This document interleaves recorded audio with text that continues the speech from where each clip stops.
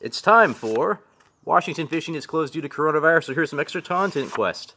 This episode, Washington fish Q&A-uest, aka my computer's busted, aka this is the last Corona video.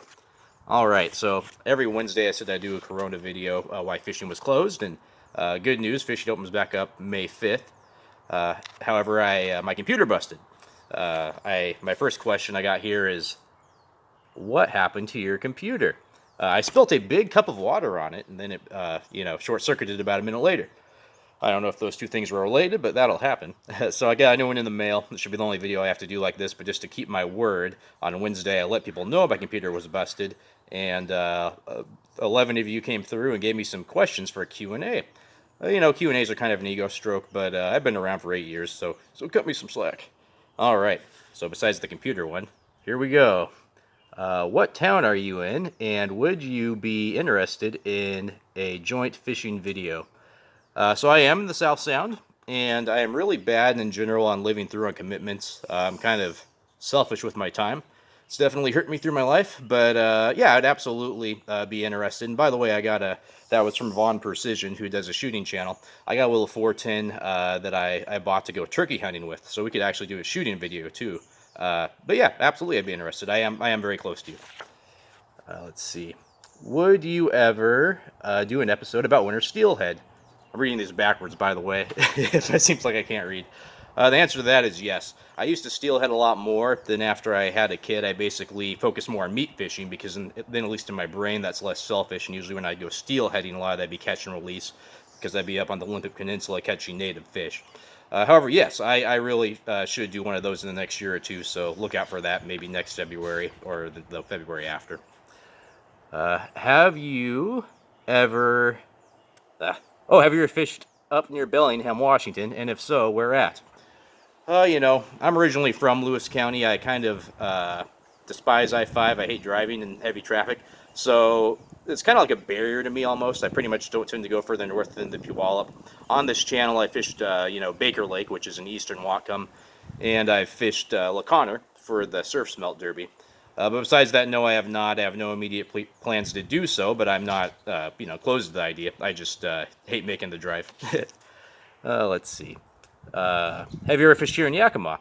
I used to live in Yakima, in fact. 2006 and 2007 I did, and I fished there a lot. I fished on the Greenway quite a bit. I fished the Yakima River quite a bit, pretty much up in Ellensburg all the way down through Benton City.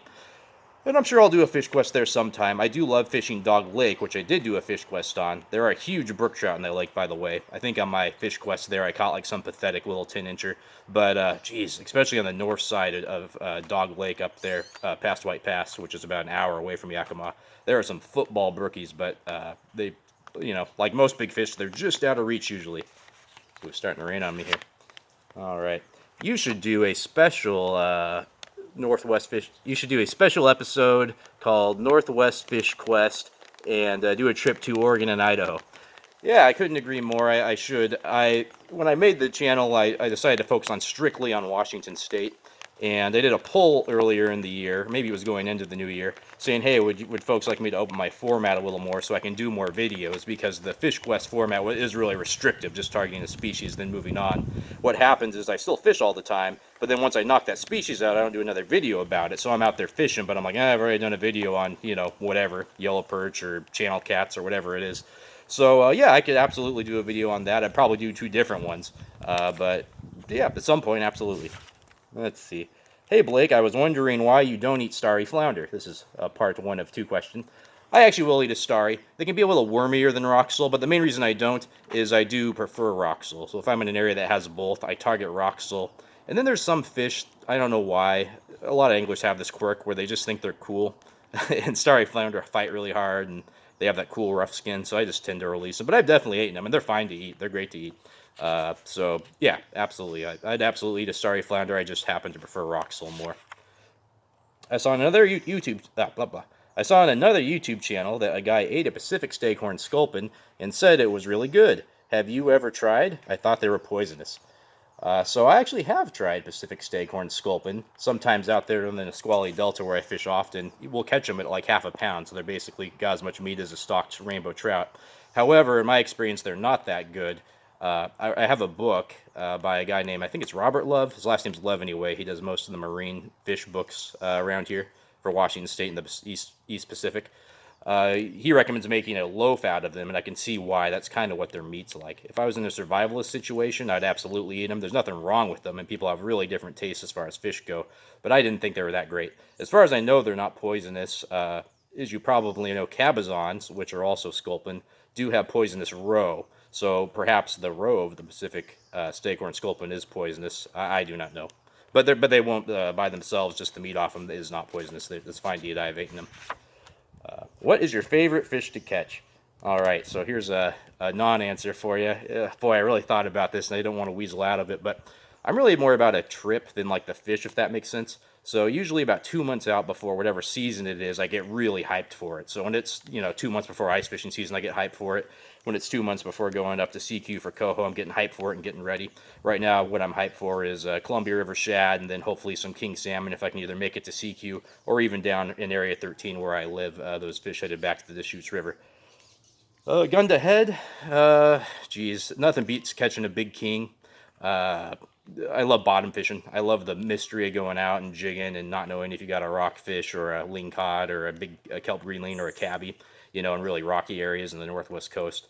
So that'd probably be my favorite, I guess. But again, that's not like a specific species. It's just rock fishing in general. And then these last two are kind of the same. One says, I live on the west coast, Vancouver, BC.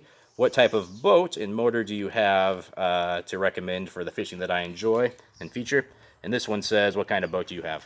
So currently I have a Lund WC14, which is basically a glorified rowboat.